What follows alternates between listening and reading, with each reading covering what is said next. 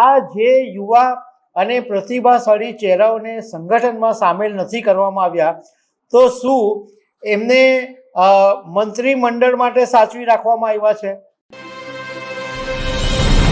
ભાજપના રાષ્ટ્રીય અધ્યક્ષ નીતિન નબીને 8 મહિના પછી એમની ટીમ બનાવી દીધી અને હવે રાજકારણની અંદર એ વાતની ચર્ચા શરૂ થઈ ગઈ છે કે નીતિન નબીનનું કામ પૂરું થયું.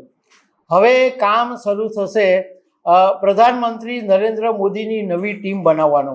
મતલબમાં મંત્રીમંડળનું વિસ્તરણ, મંત્રીમંડળમાં ફેરફાર, રાજ્ય કક્ષાના મંત્રીઓ, એ બધું હવે શરૂ થશે અને સંભવતઃ ટૂંક સમયની અંદર એક નવી ટીમની જાહેરાત પણ થઈ શકે છે. નીતિન નબીનની ટીમમાં ઘણા બધા એવા યુવા ચહેરાઓને સામેલ નથી કરવામાં આવ્યા એટલે એવી ચર્ચા શરૂ થઈ કે આ જે યુવા અને પ્રતિભાશાળી ચહેરાઓને સંગઠનમાં સામેલ નથી કરવામાં આવ્યા તો શું એમને મંત્રીમંડળ માટે સાચવી રાખવામાં આવ્યા છે? તો આના વિશે હું તમારી સાથે વાત કરીશ. મારું નામ રાજેશ શાહ છે અને તમે જોઈ રહ્યા છો ગુજરાતના સૌથી મોટા ડિજિટલ ન્યૂઝ પ્લેટફોર્મ ખબરછે.com. નીતિન નબીનની ટીમ બની એને કેબિનેટની મંત્રીમંડળના વિસ્તરણની સાથે જોડીને જોવામાં આવી રહી છે. એની પાછળનું કારણ બી છે. નીતિન નબીને જે ટીમ બનાવી એમાં અનુરાગ ઠાકુર, રાઘવ ચડ્ઢા અને તેજસ્વી સૂર્યાને જગ્યા નહીં મળી અને એટલા માટે હવે એમના નવા રોલની ચર્ચા શરૂ થઈ ગઈ છે. નીતિન નબીનની જે ટીમ છે એમાં મોદી કેબિનેટના મંત્રીને સ્થાન મળ્યું છે. પિયુષ ગોયલને પાર્ટીના ખજાનચી બનાવવામાં આવ્યા છે. એટલા માટે હવે મંત્રીમંડળની જે ચર્ચા શરૂ થઈ છે એમાં જાણકારો એવું કહી રહ્યા છે કે સંગઠનમાં જે બદલાવ થયું ને એ તો માત્ર ટ્રેલર છે, હજુ આખી ફિલ્મ બાકી છે. જે પ્રમુખ ચહેરાઓને સંગઠનમાં સ્થાન નથી મળ્યું એમને હવે મંત્રીમંડળની અંદર સ્થાન મળી શકે છે. તેજસ્વી સૂર્યાની વાત કરીએ તો તેજસ્વી સૂર્યા ભાજપના યુવા મોરચાના રાષ્ટ્રીય અધ્યક્ષ હતા અને એમનો કાર્યકાળ પૂરો થયો. એમની જગ્યાએ ગુજરાતના વડોદરાના સાંસદ ડૉક્ટર હેમાંગ જોશીને ભાજપના યુવા મોરચાના અધ્યક્ષ તરીકે પસંદ કરવામાં આવ્યા.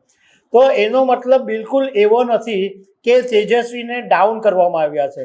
તેજસ્વીનો કાર્યકાળ પૂરો થઈ ગયો છે એટલે તેજસ્વી સૂર્યાનો હજુ પણ એટલો જ પ્રભાવ છે કારણ કે બેંગલુરુના સાંસદ છે, એકદમ યુવા સાંસદ છે અને એ બહુ જ પ્રખર વક્તા તરીકે એમને ઓળખવામાં આવે છે અને એમનું રિસર્ચ, એમનું નોલેજ પણ બહુ જ સારું હોય છે. એટલે તેજસ્વી સૂર્યાને હવે મંત્રીમંડળના વિસ્તરણની અંદર કોઈ મહત્વનું સ્થાન મળી શકે એવી ચર્ચા શરૂ થઈ ગઈ છે કારણ કે હવે ગમે ત્યારે થોડા સમયમાં કર્ણાટકમાં ચૂંટણી પણ આવી શકે છે. એટલે કર્ણાટકની ચૂંટણીને ધ્યાનમાં રાખીને તેજસ્વી સૂર્યાને રાજ્યમંત્રી બનાવવામાં આવી શકે છે. હવે વાત કરીએ અનુરાગ ઠાકુરની. અનુરાગ ઠાકુર હિમાચલમાંથી સાંસદ છે અને પૂર્વ મંત્રી પણ રહી ચૂક્યા છે અને એમનો જે પ્રભાવ છે એ બહુ જ જબરજસ્ત છે.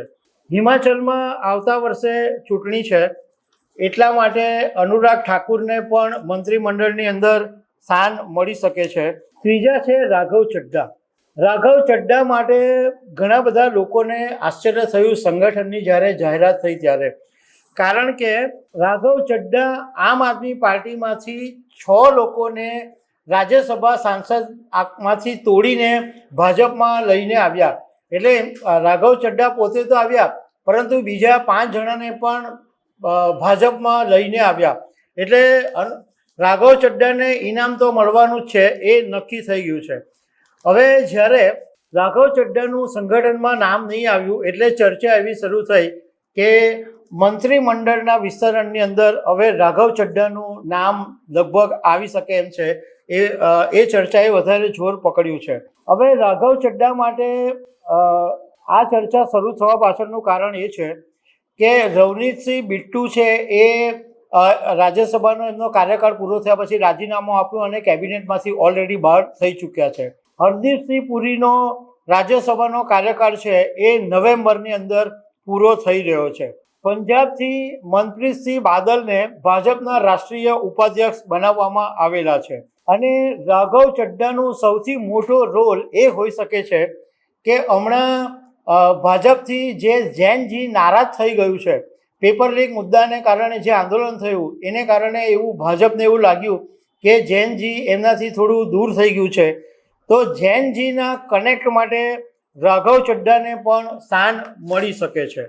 હવે એ પણ સમજવા જેવું છે કે આમ આદમી પાર્ટીમાંથી આવેલા સંદીપ પાઠક છે, એમને સંગઠનમાં જવાબદારી મળી ગઈ. કોંગ્રેસમાંથી આવેલા રોહન ગુપ્તાને સંગઠનમાંથી જવાબદારી મળી ગઈ.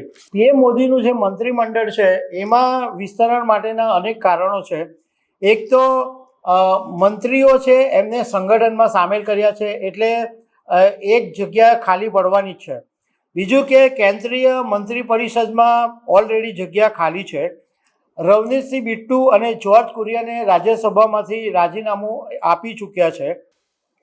પ્રહલાદ જોશી પાસે અત્યારે શિક્ષણ મંત્રાલયનો વધારાની જવાબદારી છે, કારણ કે ધર્મેન્દ્ર પ્રધાને રાજીનામું આપ્યું એ પછી ભાજપે અત્યારે પ્રહલાદ જોશીને શિક્ષણનો વધારાનો ભાર સોંપેલો છે. બીજું, કેન્દ્રીય રાજ્યમંત્રી હર્ષ મલ્હોત્રાને દિલ્હી ભાજપની કમાન અને પંકજ ચૌધરીને યુપી ભાજપની કમાન સોંપવામાં આવેલી છે.